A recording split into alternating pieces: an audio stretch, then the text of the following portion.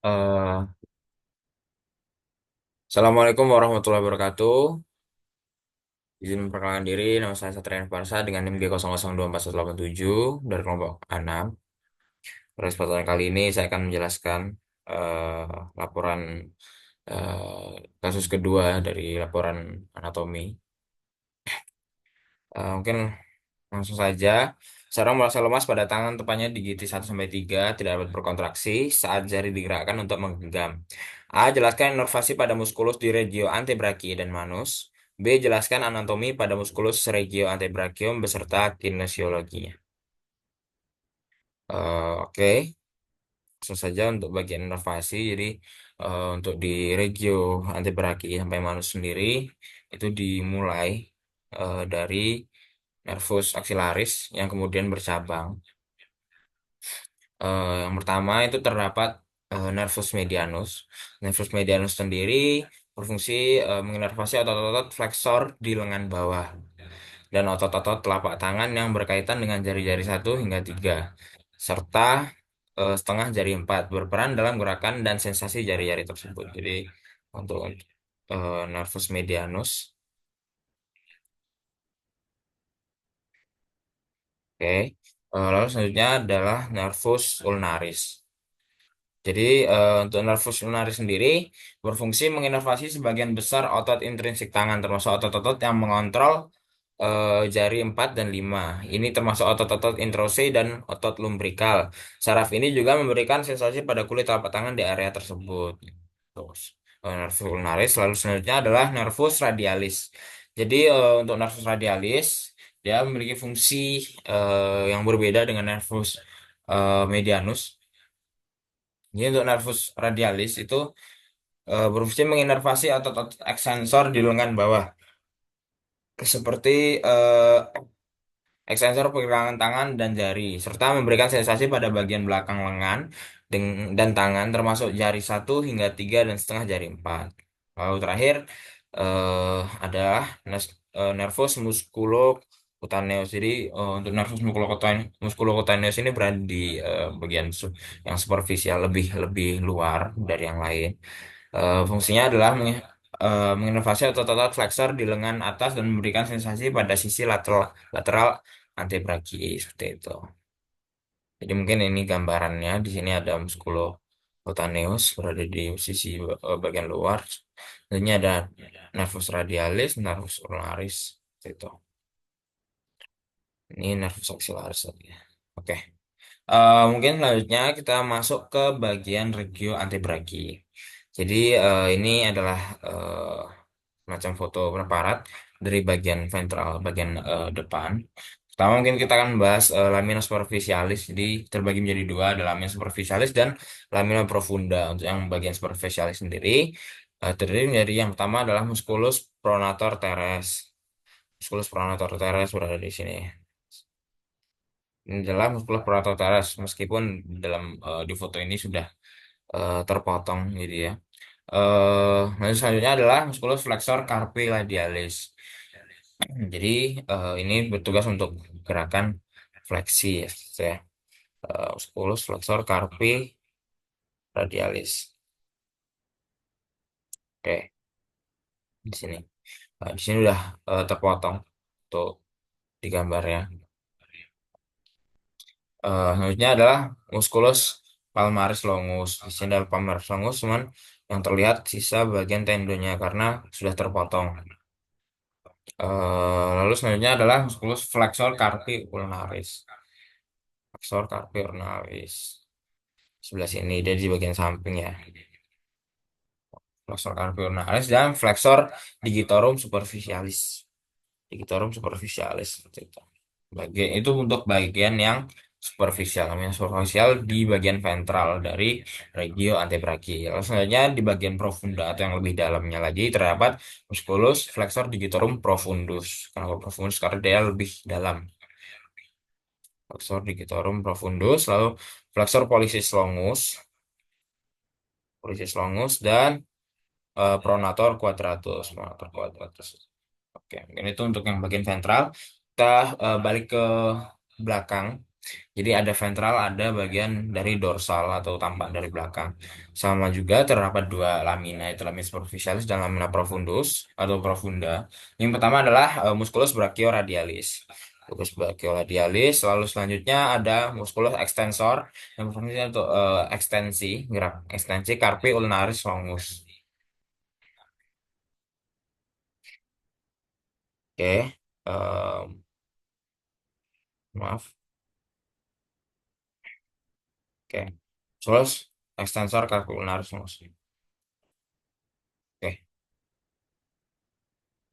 eh Lalu selanjutnya ada juga musculus extensor carpi radialis brevis. Carpi radialis brevis di sini ya.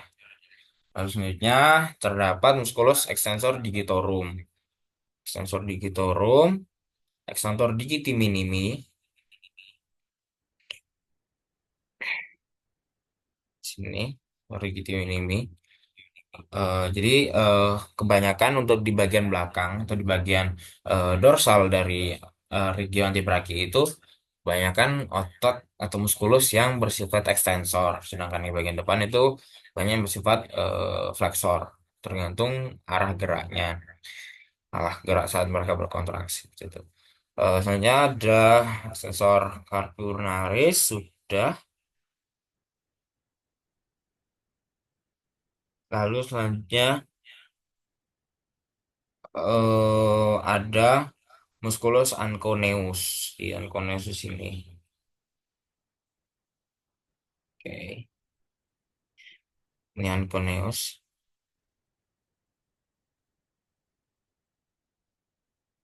Oke, selanjutnya kita masuk ke bagian lamina profunda.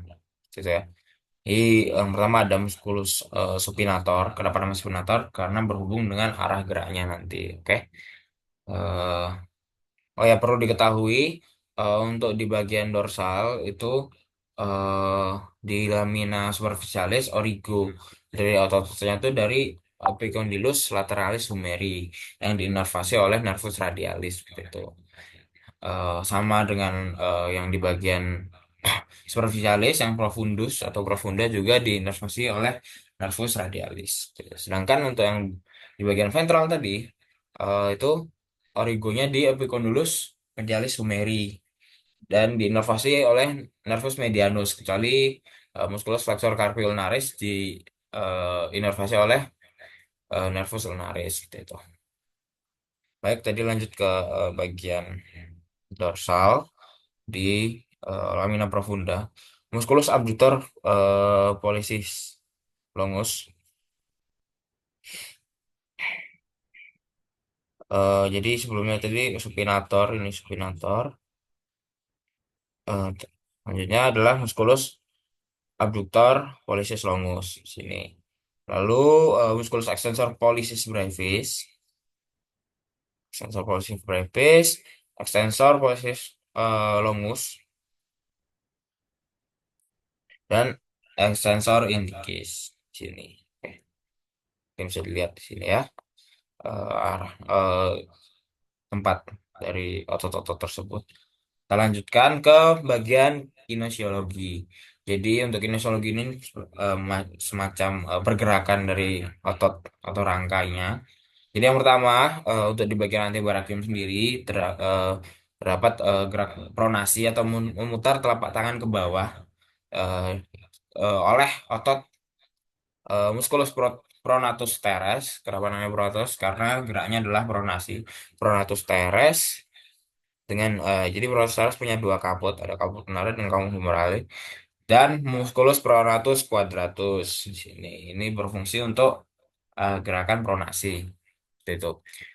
Selanjutnya ada gerakan supinasi. Nah, supinasi ini memutar telapak tangan ke atas atau ke arah sebaliknya dari pronasi. Itu adalah tugas dari musculus supinator tadi, guys. Oke.